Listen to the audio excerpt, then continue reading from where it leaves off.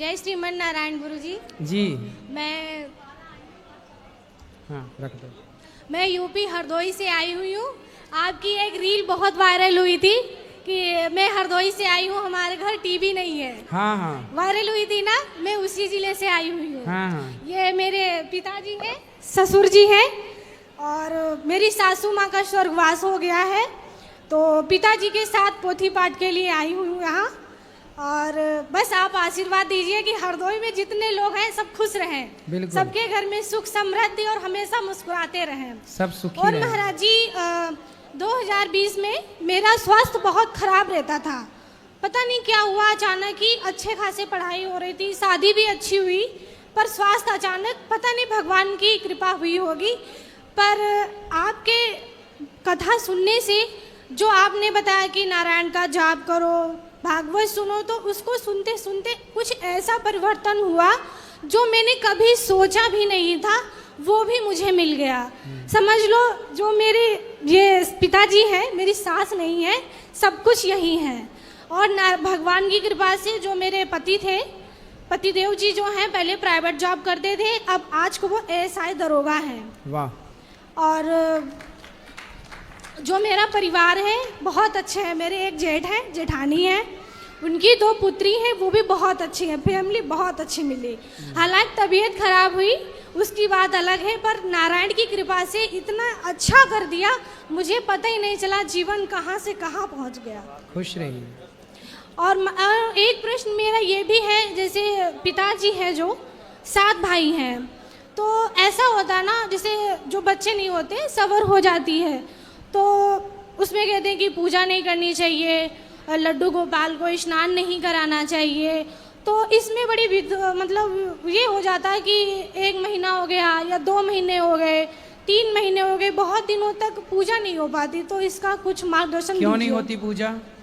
सब कहते हैं कि नहीं करनी चाहिए, लड्डू गोपाल को भोग भी नहीं लगा सकते। कब नहीं लगाना चाहिए भोग? जब सवर हो जाती है, नहीं बच्चे होते हैं। नहीं उस समय देखो बच्चे पूजा कर लें, छोटे छोटे बच्चे हैं ना, वो पूजा कर सकते हैं, कन्याएं पूजा कर सकती हैं, भोग वो लगा सकते हैं। पर गुरुजी ऐसा है ना कि हम बाहर रहते हैं तो अकेले में तो नहीं हो सकता।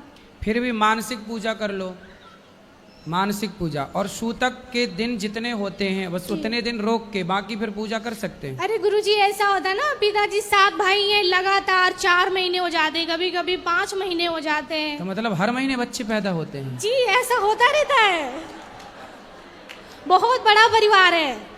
अच्छा, तो फिर ये सूतक ना केवल उसी घर में रहता, उस घर के अंदर ये जन्म तो का बाहर महाराज जी नहीं मेरा जाता। मन बहुत अशांत रहता है कि इसका कुछ मार्गदर्शन दीजिए। देखो ये चीजें केवल जिसको बच्चा हुआ केवल महिला और वो घर उतना बस सीमित रहेगा, पूरे परिवार में नहीं, पूरे परिवार में मानने की जरूरत नहीं क्योंकि है। परिवार में जब सबकी बात सुनते हैं तो मेरा मन अशांत रहता है बहुत कि ऐसा करे वो कोई केवल गलत तो नहीं। पूजा को रोकना नहीं है, केवल वो उस एक घर तक सीमित रहता है, वो सूतक जन्मने का परिवार में प्रभावी नहीं होता।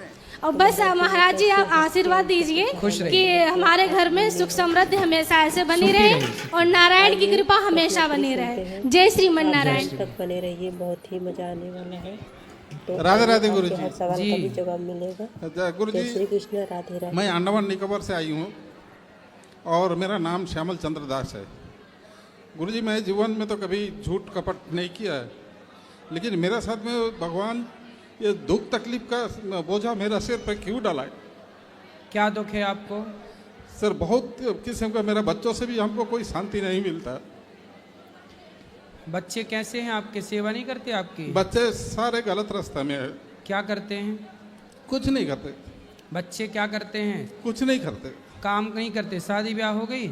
नहीं हुआ। तो आपने बच्चों को संस्कार नहीं दिए तरीके से।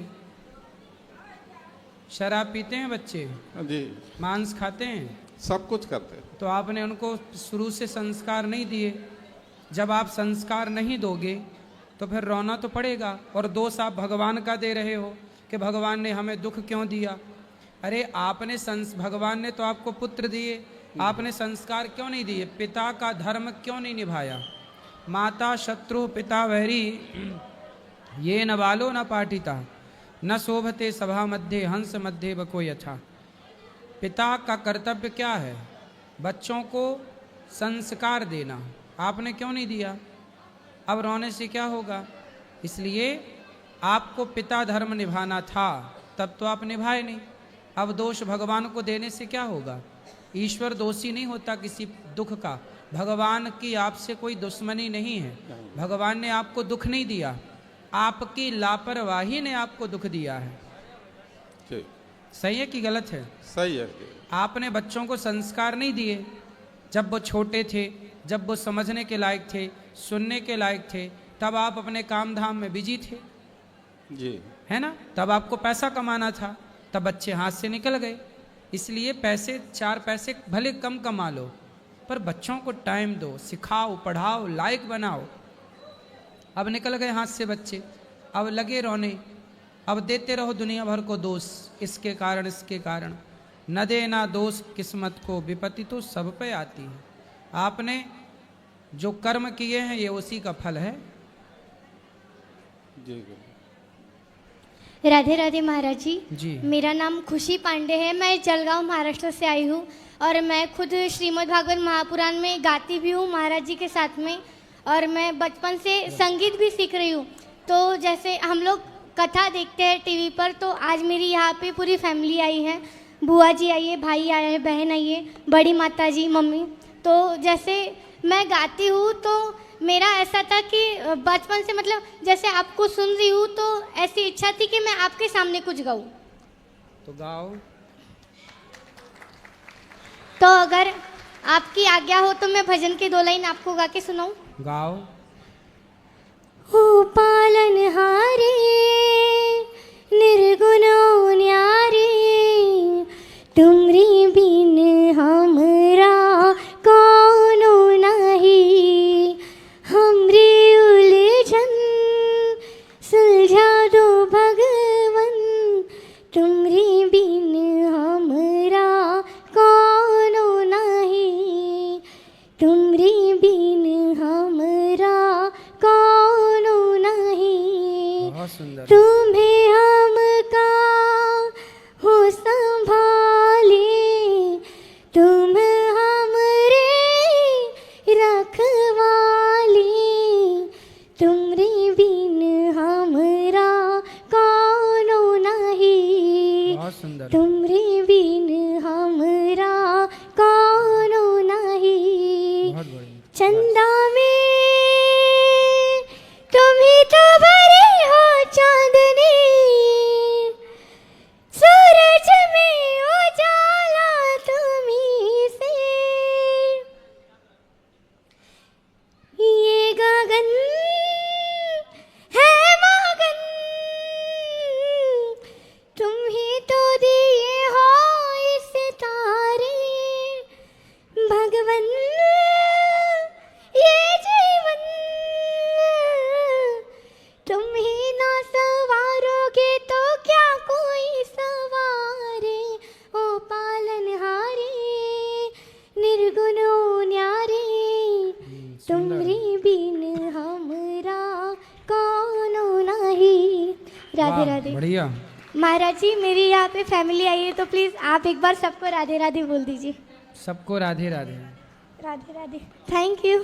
खुश रहिए सबको। राधे राधे गुरुजी। जी।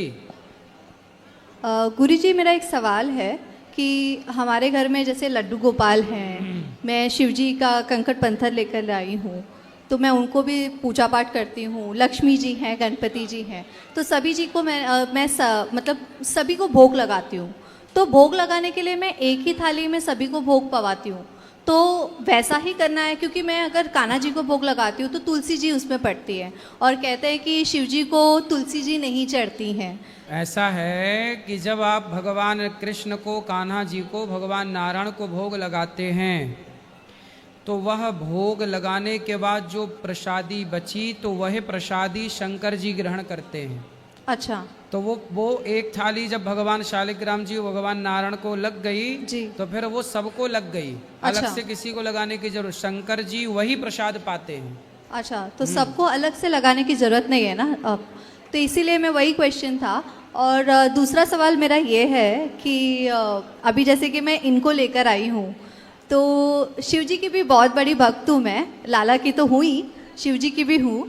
तो शिव जी मेरे वहाँ पे घर पे अकेले हैं, हम 3 जन ही हैं, मैं, मेरी पुत्री और मेरे हस्बैंड, हम 3 जन ही रहते हैं। तो वहाँ पे घर पे मैंने लॉक लगा करके आई हूँ, बट मेरा मन बहुत विचलित है नहीं, कोई बात नहीं, ठीक कि है। लक्ष्मी माता गणेश जी हैं, मैं उनको कुछ दे नहीं पा रही हूँ। हम 1 हफ्ते से वृंदावन में हैं तो कोई बात नहीं, भगवान देखो आपके भाव में होते हैं। जी भगवान कभी कैद नहीं होते कि आपको लगा कि ताला लगा दिए तो भगवान कैद हो गए। भगवान को कभी बंधन नहीं होता।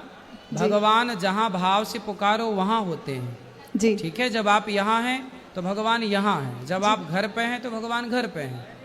जी, ऐसा भाव रखना चाहिए। जी जी। और एक और चीज़ है, माफ़ी, बट आपने एक कथा में कहा था, जो मैं सुनती हूँ आपकी कथाएं जी, हमेशा, तो एक रील पे आपने कहा था कि जब भी आपकी सास हो या ननद हो, तो अगर आपका घर है, आप जब एक बार शादी करके आती हैं तो वहीं पे रहा करो, कुछ भी हो जाए, भले ही कुछ भी हो जाए, कितना भी परेशानी झेलो, लेकिन आप वहीं पे रहो, उनके छाती पे मूंग दलो, जैसा कि आपने कहा था। तो मेरे केस में पूरा ही अलग हो गया है महाराज जी। मतलब मैं वहाँ पे रह के भी ऐसा लग रहा था कि मैं नहीं हूँ, मेरी कोई कह सकते कि कोई बातें नहीं सुनना, या उनके हिसाब से सारी चीज़ें होती है। जो मेरी ननद कह देती है वही चीज़ें वो मेरी माता जी करती है, मेरी सास करती हैं।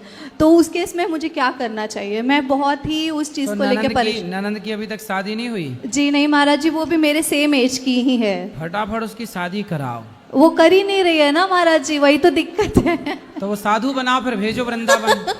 जाओ सन्यास लो, घर में काहे खकल रही हो सबको। मैंने इस चीज़ में मैं कुछ नहीं कह पाती हूँ, क्योंकि मुझे डर लगता है कि अगर मैंने कुछ कहा तो वो मुझे ही चढ़ बैठेगी मुझ पे। नहीं, आप कहना भी मत, लेकिन उनकी जल्दी से जल्दी लड़का बढ़िया देख के शादी ब्याह कराओ, विदा करो। समय से लड़की विदा हो जाए तो बढ़िया है। आप ही उनको कुछ कह दीजिए कि कुछ ऐसा हो जाए, क्योंकि उनको तो काफ़ी फोटोज, मैं तो बात नहीं करती उनसे, लेकिन क्यों? खट्टी चल रही है। काफ़ी कुछ उथल पुथल हो चुका है महाराज जी, तो सासू माँ से भी हो चुका है उसी के चक्कर में।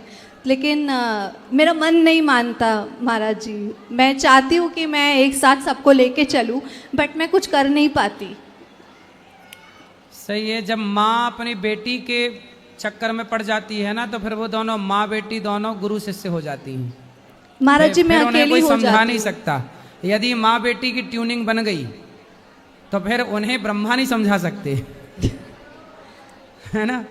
जैसे आज एक बेटी अपनी माँ को यहाँ छोड़ के भाग गई हमारे पास वृद्धाश्रम में, तो बेटियाँ यदि अपने, अब जैसे उसकी शादी भी हो जाएगी ना, जी तो पति के संग में नहीं रह पाएगी अच्छे से, जी।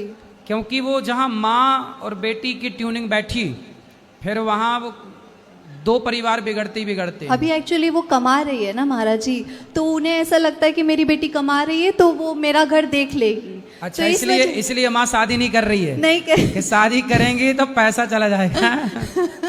और वो रुकती भी है ना महाराज जी, उनको फोटो दिखाया जाता है, बट वो सारे लड़कों को मना कर देती है। सारे लड़कों को कई फोटोज दिखाए गए हैं मेरे रिश्तेदारों में, लेकिन वो पसंद ही नहीं करती किसी को। अच्छा है वो लड़के बच ही रहे बेचारी से। भला है उन लड़कों का, बच गए। तो उस केस में क्या करना चाहिए महाराज जी? बस बचने दो, लड़कों को ना मारो ना मरवाओ। तो मैं अभी जीने वहाँ दो। से अलग रहती हूँ महाराज जी। हाँ, आप क्योंकि- अलग ही रहो बिल्कुल। क्योंकि बहुत दिक्कत हो गई थी महाराज जी इस वजह से। तो मैंने कुछ गलत तो नहीं किया, क्योंकि नहीं, मैं अलग काफी- रहो। तो आपकी सास आपसे बात नहीं करती? नहीं महाराज जी, यहाँ आने से पहले, वृंदावन से आने से पहले मेरी बेटी एडमिट हो गई थी। हाँ। काफ़ी उसे इन्फेक्शन हो गया था ब्लड में, तो जिस वजह से हमने उसको एडमिट किया था। तो उस समय में वो आई थी, वो जो भी जेवरात चढ़ाए थे शादी के समय, वो सारी चीज़ें उन्होंने मांग ली महाराज जी। अच्छा, मांग के चली गई? हाँ जी। तो आपने दे दिया? हाँ, मैंने दे दिया, क्योंकि मैं ये नहीं चाहती, मेरे पतिदेव ने कहा कि हमें किसी की बद्दुआ नहीं लेनी है। सही है, दे दो। तो माँ लेके माँ आई थी कि ननंद आई थी? माँ ने मांगा था। तो काफी आपके पति कितने भाई हैं? 2 भाई हैं महाराज तो जी। उनके पास एक भाई रहते हैं माँ के नहीं, हम ही रहते थे महाराज जी उनके साथ। तो दोनों भाई अलग, केवल माँ बेटी रहती हैं? जी, और उनके हस्बैंड मेरे ससुर जी। अच्छा, देखो ये होता है, स्त्रियां अपनी बेटी के पक्ष में अपने बेटों से बिगाड़ लेती हैं। बहुत सारा केस है ये, एक पहला ऐसा नहीं है। माँ को आजकल बेटे अच्छे नहीं लगते, बेटियां अच्छी लगती हैं, और बेटे बाहर कर देती हैं माएँ, बेटियों को घर में घुसा के रखती हैं। और सुनो, और बेटी भी अकेली चाहिए, दामाद को भी बाहर करा देती है, तलाक वलाक करा के चल बाहर, केवल बेटी। ये है, ये बहुत सारे केस हैं। ये माएँ, इसलिए तो कहते हैं भारत में जितने भी तलाक होते हैं 90% लड़की की माँ की गलती से होते हैं। लड़की की जो माँ है वो आजकल मंथरा का पूरा रोल निभा रही है। बट महाराज जी सब कहते हैं ना कि बहू खराब होती है, बहू खराब होती है। बहुएं खराब नहीं लेकिन होती। एक समय ऐसा भी आता है कि बहुओं को भी बोलना पड़ता है महाराज जी। जब तक हम ना बोले तो ऐसा लगता है कि नहीं ये गलत है, गलत है। वही तो, नहीं बोले तो पाकिस्तान चढ़े जा रहा था, बोले तो टुप ही टाप हो गया। बोलना पड़ता है जी, तो ये मैंने गलत तो नहीं किया ना महाराज नहीं, जी? आप सही किए जी, राधे राधे, धन्यवाद महाराज जी। राधे राधे। गुरुजी राधे राधे। जी, मैं कलकत्ता से आई हूँ, समझे। मेरा नाम मुन्नी अग्रवाल है। समझ गए मैया, मुन्नी मैया। अच्छा, वो गाना आप कैसे बना है? कौन सा बताओ? मुन्नी बदनाम हुई। नहीं वो बात नहीं है। बताओ। मेरी 3 बेटियां, एक बेटा है। एक बेटी अभी अभी गुजरी है, 10 साल से कैंसर से पीड़ित थी। अच्छा। 1-2 महीने पहले ही गुजरी है। उसको गुजरने के बाद मेरा जी उठ गया, फिर? तो मैं वहां से भाग के इधर आ गई। फिर? मेरा जी एकदम, मेरा बेटा इतना निर्लज्ज है बाबा, वो 15 साल की उम्र से खाली दारू पे रहता है, इतना निर्लज्ज। और गुटखा। शादी हो गई? हाँ, शादी एक बार हुई, पहली बीवी ने 2 साल रही, वो इसका चरित्र देख के 2 साल में डिवोर्स दे दी। जब 15 साल से वो शराब पी रहा था, हाँ। तो आपने उसका ब्याह कराया क्यों? अब नहीं कराए बिना भी नहीं चलता बाबा। तो वो चला करके भी कौन सा वो रानी बन के रही वो बेचारी। मेरे को खा जाता, अभी नहीं खा रहा है? अभी भी खा रहा है। तो कम से कम वो लड़की की जिंदगी तो ना खराब वो होती। 2 साल पहले एक डिवोर्स हो गया, फिर दोबारा कराना पड़ा। अब दोबारा जिससे कराए वो मियाँ बीवी इतने मिल रहे हैं अब कि अब हमें निकाल रहे हैं। अच्छा करने गए तो अब हमें, अब सारा दिन मेरी गुड़िया मेरी गुड़िया मेरी गुड़िया।